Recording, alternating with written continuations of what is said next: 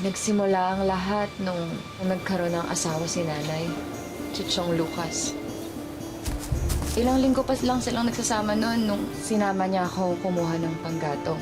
Sina, bandaran. Maraming kahoy doon. Doon?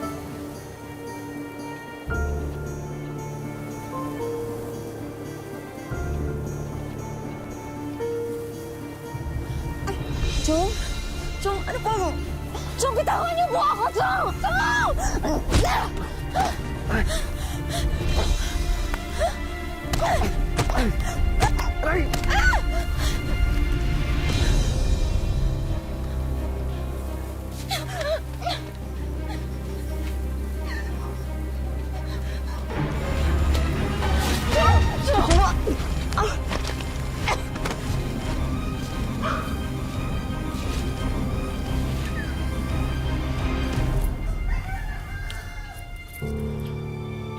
Kaya ko. Kailangan kong kayanin. Kailangan.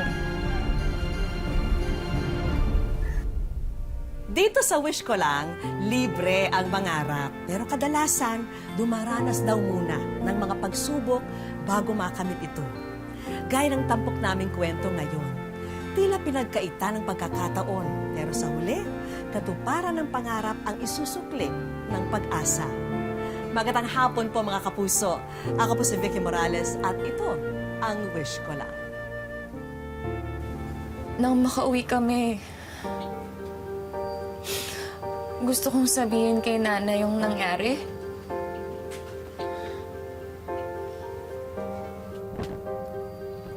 O anak, hindi ka yata makakain. May naramdaman ka ba? Sama ang loob niyan. Gusto kong sabihin sa kanya yung kahayupang ginawa sa akin ni Chong Lucas. Sinama ko manguha ng kahoy kanina. Puro reklamo, ayaw mapagod. Ano ba naman anak? Sa panahon ngayon, dapat magtulungan tayo.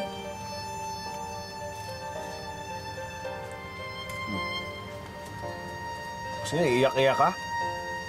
Ano kung anak lang talaga kita? Ginulpi na kita eh. Pero Nay, Tapos, tatanga-tanga pa kanina. Ngayon, nadapa. Sugatan, naps ngayon, ako sinisisi. Aba, Shena, sumusobra naman yata yung kaartihan mo sa buhay mo.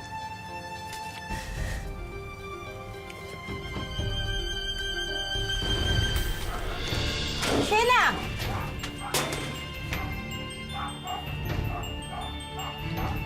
Ayan, yun na siya.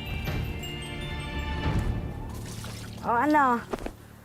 Punta na akong palengke. ay, sige ho, ingat kayo. O, sige. Pakibilan na rin ako ng gin, ha? O, sige. Maraming beses ding naulit ang kahayupan ni Chong Lucas.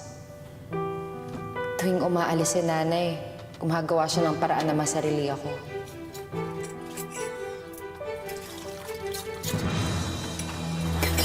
Tama na po! Ano ang problema mo? Ha? Hindi ka ba nasanay? Aminin mo, gusto mo rin naman. Hayop ka, demonyo ka. Tingilan niyo na ako, Chong. Alam mo, sinasabi mo lang yan eh. Kaya mo, pag nakaipon ako, aalis tayo dito para walang istorbo sa atin. Ha? Demonyo ka talaga! Ano, matapang ka na ngayon? Pag inulit mo pa yan, papatayin na kita. Pati nanay mo, isasama ko. Ano? Sino na yung tapang?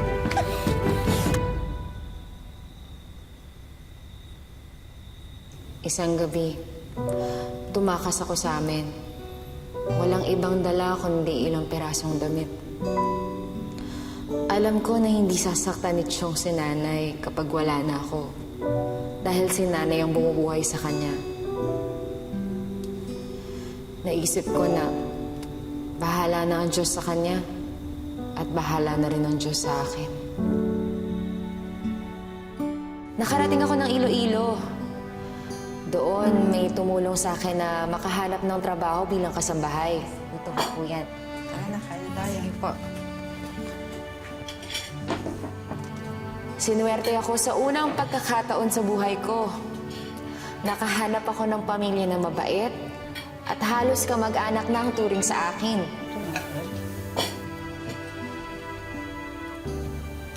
Hanggang ano mo?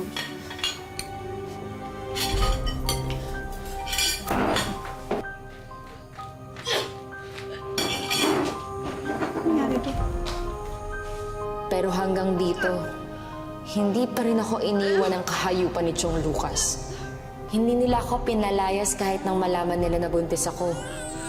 Pagkus, inalagaan nila ako hanggang sa panganganak ko. Noong una, hindi ko alam kung kaya ko bang mahalin yung anak ko. Baka maalala ko na naman ang kahayupan ni Chong Lucas tuwing makikita ko siya. Pero nang mahawakan ko siya, hindi ko napigilang maiyak sa tuwa. May anak na ako. Sheena, sigurado ka ba sa gagawin mo? Naging kontento na sana ako sa buhay ko noon. Pero naghanap pa ako ng mas magandang buhay para sa anak ko. Napakalaki po ng utang na loob ko sa inyong dalawa. Kundi dahil sa inyo, malamang patay na kami mag-ina. Pero kailangan kong isipin ang kinabukasan ni Marco. Sigurado ka ba sa papasukan mong trabaho? Ay, wag po kayo mag-alala. Maganda pong trabaho ang ibibigay ko sa kanya. Sa gabi lang po siya magtatrabaho bilang waitress. At mahigit doble po ng sweldo niya dito ang kikitain niya. Pero ang baby mo, Sheena, paano siya pag wala ka? Pag nasa trabaho ka? Gagawin ko ng paraan. Ganito na lang. Iwan mo na lang si Marco sa amin habang nagtatrabaho ka. Malapit na sa amin ang bata. At alam mo na hindi namin siya pababayaan. Bilisan mo na magdesisyon, Sheena. Kailangan na natin umalis mamaya.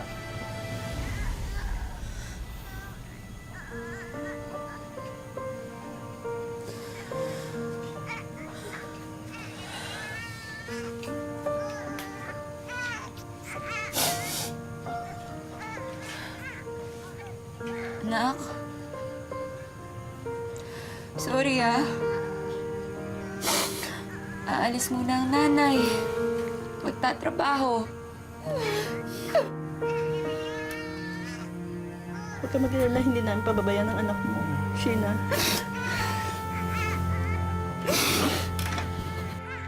Naniwala ako sa mga pangako ng isang dating kaibigan. Nasilaw sa alok na kikitain. Pasok ka. Umupo ka.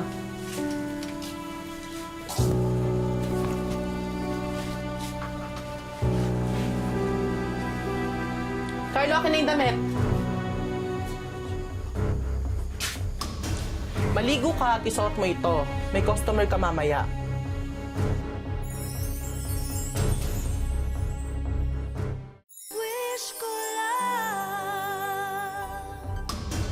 Maligo ka at isuot mo ito. May customer ka mamaya. Choco, nasaan na yung restaurant na sinasabi mo na pagtatrabahuhan ko? Ihanda mo nga to. Ang masusugatan ng mukha, okay? Maligo ka at magbihis. Mamaya, may darating na gusto dito. Ha? Gawin mo ang kahit anong gusto nila. Ha? Kahit ano! Paliwala! Tumango ka kung naiintindihan mo yung sinasabi niya. Sige na, bago ka pa mawala ng malay. Akala ko, magandang kinabukasan ang naghihintay sa akin dito.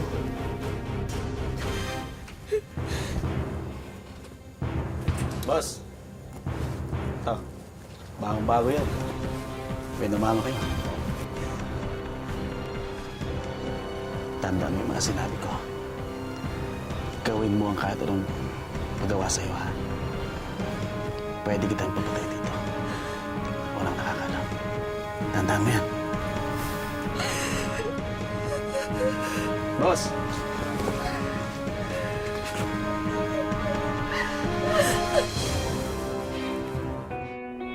Akala ko hindi ko masisikmura ang ganitong buhay. Nakakadiri. Bumaba ang respeto ko sa sarili. Pero sa paglipas ng panahon, nagpakatatag ako. Ikaw yung bago? Nagugutom ka na? Tara, kain tayo. Ayokong kumain. Gusto ko nang mamatay.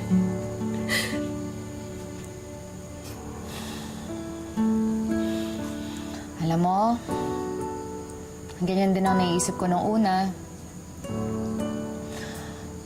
Pero pinili kong mabuhay.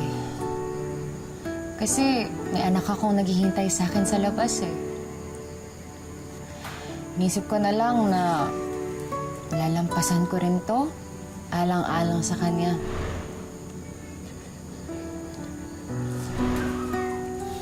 Kaya ikaw, magpalakas ka. Para kapag may tsansa na makatakas dito, eh may lakas ka para tumakbo. May alam kang paraan para makatakas dito? Kamaingay. Sasabihin ko sa'yo, pero sasamahan mo ako kumain mamaya.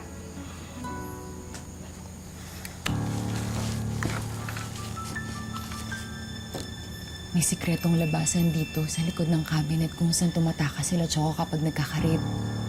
Doon ako tatakas kapag nagka-chance ako. Maawa ka. Isama mo ako.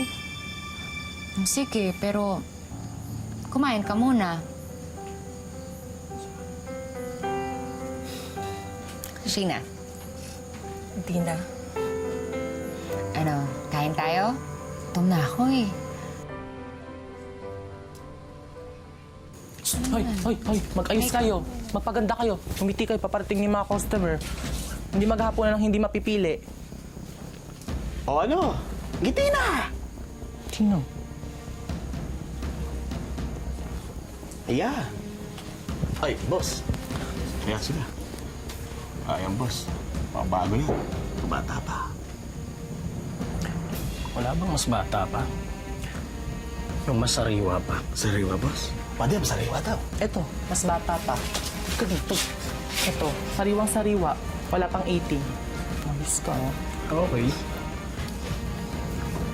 Trade to! Wala kang kilo sama-sama! Sheena! Walang yaka! Saan yung dalawa? Tapo natin! Wala rito! Tara! Dalian mo na. Dali. Yan dyan, sakay tayo dyan. Tago dyan, dali.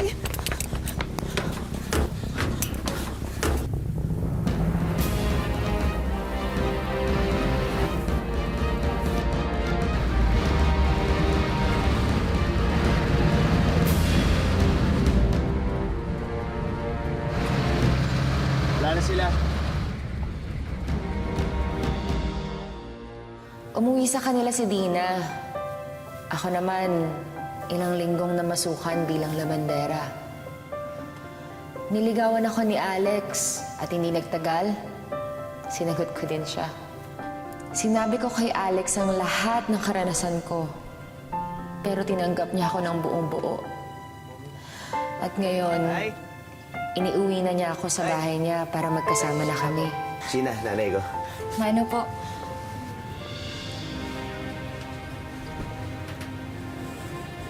Titira ka sa bahay na to dahil gusto ng anak ko at dahil kanya ang bahay na to. Pero hindi ibig sabihin nun, gugustuhin kita. Nay, Alex, binata ka. May maganda kang trabaho. Bakit isang mumurahing babae ang gusto mo, ha? Nay, ano ba? Hindi, Alex, okay lang. Sabi ko naman sa'yo eh, hindi mo na kailangan gawin to. Ayun naman pala eh. Alam niya namang mumurahin siyang babae. Pero bakit mo pinagpipilitan yung sarili mo sa anak ko? Nay, mahal ko ho siya. Dito siya titira. Bubuo kami ng pamilya. At kung hindi niyo tanggap yun, pwede na bumalik sa probinsya. Bahala ka.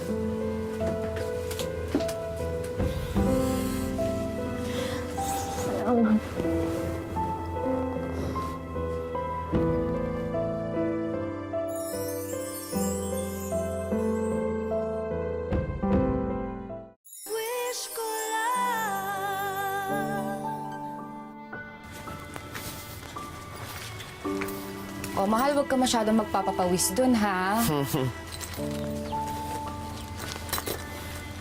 Mahal, uwi ka ba mamayang tanghali? Pagluluto kita ng paborito mo. Siyempre naman, sandali lang ako mamamasada. Tsaka namimiss agad kita eh. Bulero mo talaga. Siya nga pala, nais mo na ba yung pagbabakasyon ng anak mo dito? Si Marco? Oo, di ba napag-usapan na natin yun? Pag maayos ka na, imbita mo siya dito para magbakasyon. Para magkaayos kayo. Gusto ko sana, pero paano na yung nanay mo? Ako na ang bahala kay nanay, ha? Ayusin mo na lang yun. Okay? Salamat. Salamat talaga. Mahal kita. Kaya gusto ko masaya ka. Sige na, yes na ako. Pahinga ka dyan, ha? Sinong mag-aakala na may iibit pa sa isang tulad ko? Isang babae na naging laruan ng iba't ibang lalaki. Pero sa kabila ng lahat, tinanggap niya ang aking nakaraan at pinili akong maging kabiyak para bumuo ng pamilya. Ang galing mo talaga magpaikot sa anak ko, no? Sa bagay, maraming taon ka rin namang nakapag-practice sa ibang lalaki. Piruin mo,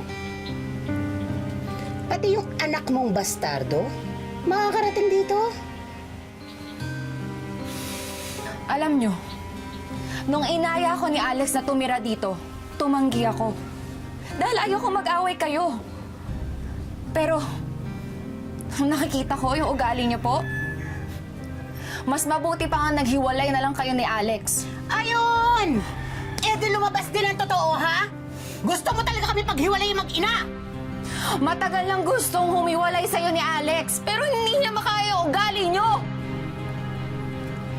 Eh ikaw, sa palagay mo pag nalaman ng anak mo kung anong totoo mong ugali, hindi ka niya ikakahiya?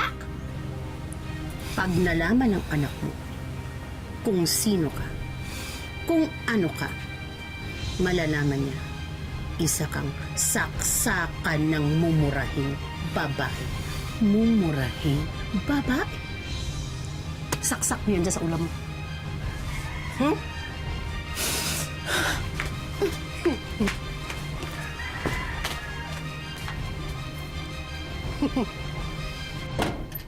Tinawagan ko sila, Mama at Sir. Inayos ang pagbisita ni Marco dito sa amin. Si Alex nga mismo ang sumundo sa kanya eh. Pero puno pa rin ako ng takot. Paano kung pandirihan nga talaga ako ng anak ko? Mahal, nandito na kami. Ah, Ay, gawin mo.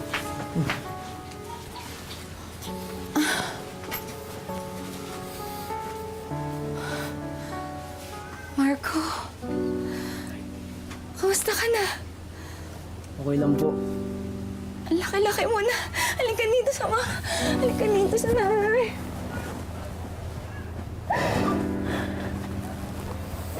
Una, ang gwapo-gwapo na una.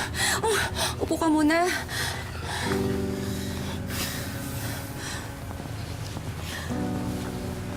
Oh, aalis na ako. Totalita naman yung gusto niyo, di ba? Iatid ko lang nanay sa terminal, ha? Kayo na muna dito.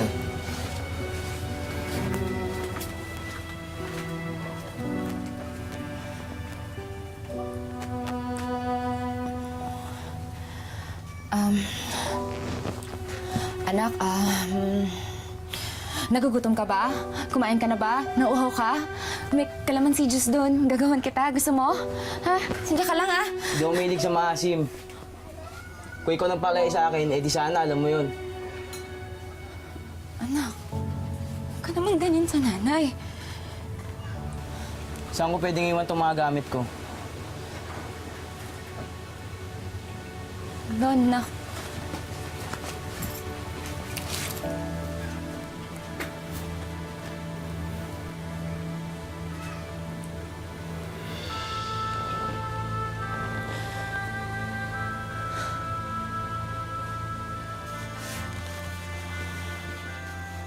Marco, merienda oh. Kain ka muna. Mahaba ang biyahe mo.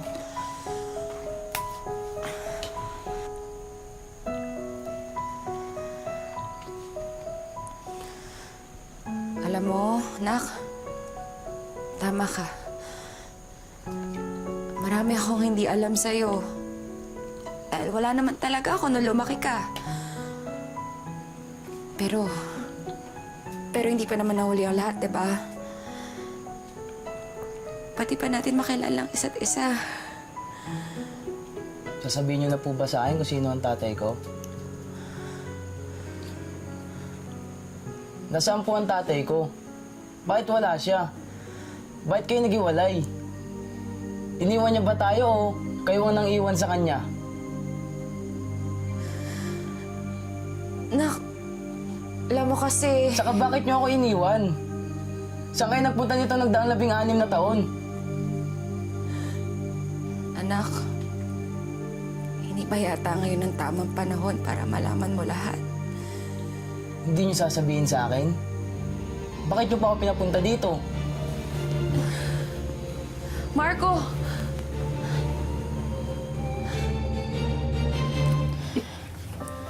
Kaya kita tinawagan.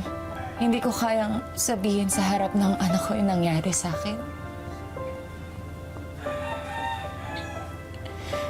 Dahil hindi ako marunong bumasa at sumulat.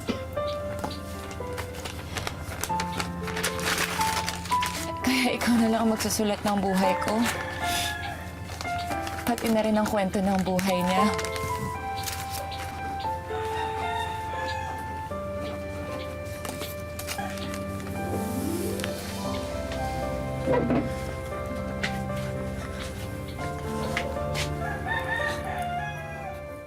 Nak, alam ko, hindi ka masaya kasi hindi ko nabigyan ng sagot yung mga tanong mo. Eh, ikaw! Sa palagay mo, pag nalaman ng anak mo kung anong totoo mong ugali, hindi ka niya ikakahiya? Kaya nga, Na ang lolo niya, tatay niya rin? Ha?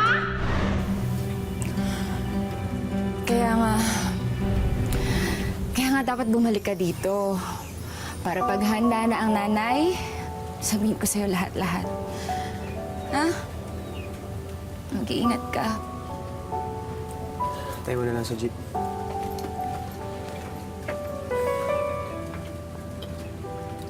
Mahal. Okay ka lang ba? Ihatid ko lang siya.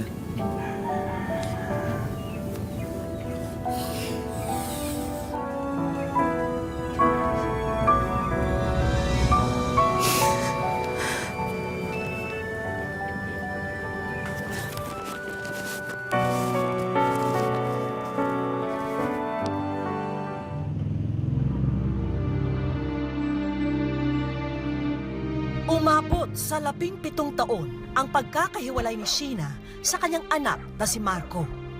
Nagkatagpo noong 2016 ang mag-ina sa Negros. Ayon sa kwento ni Sheena, hindi naging masaya ang kanilang reunion. Mama, ambal niya, bakit nandito ka? Huwag ko binuntahan na kita kasi nakakita na ako ng pera. Ambal ko siya, tapos nangakapan kaming dalawa. Tapos nadala ko sa dito pa uwi. Kaso naman ninasumbatan niya ako ba? Bal niya, simula nang maliit ako. Ngayon mo lang ako kinuhang malaki ko na. Malaki na ko na siya. Malaki na nga raw ang pagkukulang ni Sheena sa anak. Malaki na ang agwat sa kanilang mga puso. Hindi niya ako kasi pinakinggan. Kung magsalita ako. Sabi niya, hindi, wala kang kwentang ina. Ganun sabi niya sa akin. Kaya ginabiyaan ko sa kuno mo. Tapos na lang, umalis na lang ako. Papunta ako ng CR namin para hindi ko marinig lahat ng sasabihin niya. Tapos umuwi naman sa San Negros.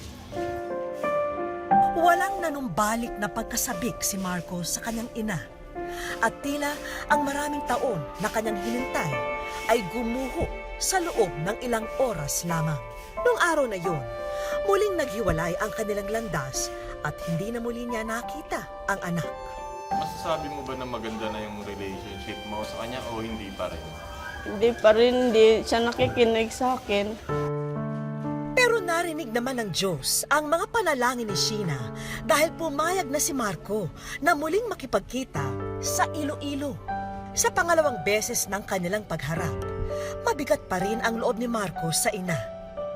Bata pa lang ako, iniwan ako ni Mama sa mga kanyang amo. Lumaki ako pero hindi ko magulang ang nagpapalaki sa akin. Nalaman ko nga hindi ako nila anak kasi niloloko ako ng mga kaibigan ko. Sinasabi na sa akin, ampon ka lang anak sa labas. Sasaktan ako kapag narinig ko ang mga sinabi niya. Hanggang ngayon, hindi pa rin yata humuhupa ang galit ni Marco. Binasa sa ng stepfather niya. Tapos ako yung lumabas. Para nadiri ako sa sarili ko. Pag nalaman ko na galing ako sa rape. Alam mo kasi yung mga nanay malaking puso sa mga anak. Pero ang nanay ko parang wala siyang puso sa akin kasi iniwanan niya lang ako. Wala naman ako matanong bakit ginawa niya sa akin yun. Hindi ko naman alam kung may kasalanan akong ginawa sa kanya. O talagang isa lang akong pagkakamali sa buhay niya. Gusto man naming mapaliwanagan si Marco sa napakarami niyang tanong. Alam namin walang ibang pwedeng makasagot sa kanya kundi ang kanyang ina. Marami akong itanong sa akin nanay na sakaling makaharap ko siya. Nandidiri ba siya sa akin kapag nakita yung mukha ko. Sa ngayon, hindi ko pa rin alam ang nararamdaman ko kung sakaling makaharap ko siya. Sa naging kapalaran ng mag-ina, kanino nga ba dapat ibuntun ang sisi? At kanino dapat ibigay ang simpatya? Kung sadyang gusto na nilang bigyan ng mas magandang kabanata ang kwento ng kanilang buhay, nasa kanilang mga kamay na rin ang susi. At ito ay ang harapin nila ang realidad na kailangan nilang magkaharap at magkausap ng puso sa puso.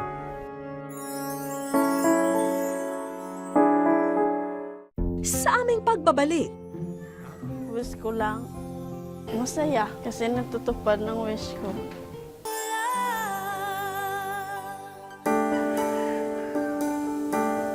isa sa mga pinagkakakitaan ni Sheena ang magrepa ng banana chips para ibenta bilang pasalubong. Pero hindi pangkaraniwan ang araw na to dahil sa mga nakahalong etiketa sa kanyang mga pambalot ng pasalubong.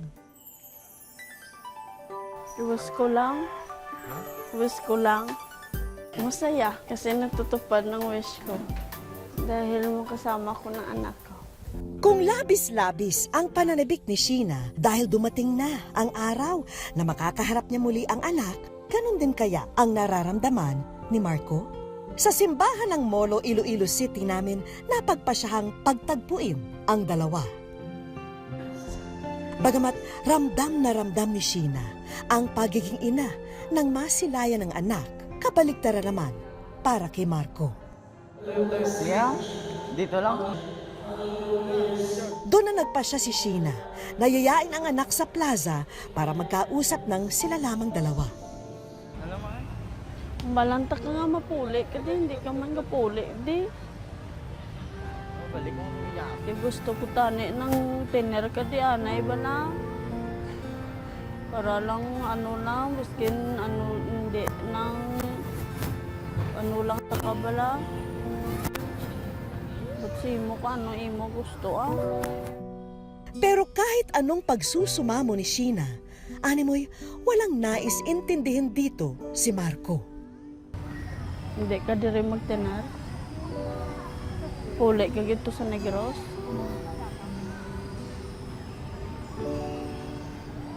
Gusto ko tani diri ka anay biskin pila lang kabulan. Pero sa pagkakataong ito, hindi na papayag si Sheena na malalayo pa muli sa kanya ang anak na si Marco. Kailangan niyang ipaliwanag sa anak ang tunay na nangyari kung bakit sila nagkahiwalay. Hindi ang balan ko manasa. Kaso parang ayaw yung makinig minsan. Dito na niya ipinaintindi kay Marco kung bakit siya naiwan sa mga amo noon. 13 anyos lang si Sheena nang mabuntis at maging ina. Kaya natatakot siya sa kapakanan ni Marco, lalo na kung walang mahanap na trabaho at baka tumira lang sila sa lansangan noon. At ang pinakamainam na gawin ay ibilin ang anak sa mga taong may sariling bubong na tinutuluyan at may pagkain sa hapag. Napansin naming nagbago ang ihip nang kunin ni Marco ang kamay ng ina para hawakan ito. Ilang sandali pa, si Marco na mismo ang umakbay sa kanyang ina. Hindi ko po inaasahan na mabawasan ang galit ko sa aking nanay. Ngayon ko lang pala naisip na galit po ako sa iya na sa maling dahilan. Pero alam kong dadating ang araw na patuluyan ko siyang mapatawad. At dahil everybody happy na, mabuti pa'y ibigay na natin ang aming regalong financial assistance para sa mag-ina. Tulong sa kanya at pang negosyo. Hindi mo na kailangan gastusin sa negosyo ang perang yan dahil nakahanda na ang bago mong bigasan na ipapauwi namin sa inyo. Masayang masaya dahil may pangkabayan ako. Dahil pabalik tarin mo po yung mundo, siya po talaga yung nanay ko. Madalas natin tawagin na ilaw ng tahanan ang mga ina. Sila kasi ang nagsisilbing liwanag ng ating buhay. Ngunit kung may mga pagkakataon na humihina ang tanglaw nito, hindi raw ibig sabihin ay naglaho na rin ang ningas ng pagmamahal ng isang ina. Lahat ng kaganapan sa ating buhay ay may dahilan. Kailangan lang magpakatatag at magtiwala sa biyayang dulot ng kabutihan. Hanggang sa susunod na Sabado mga kapuso, ako po si Vicky Morales at ito ang Wish Ko Lang.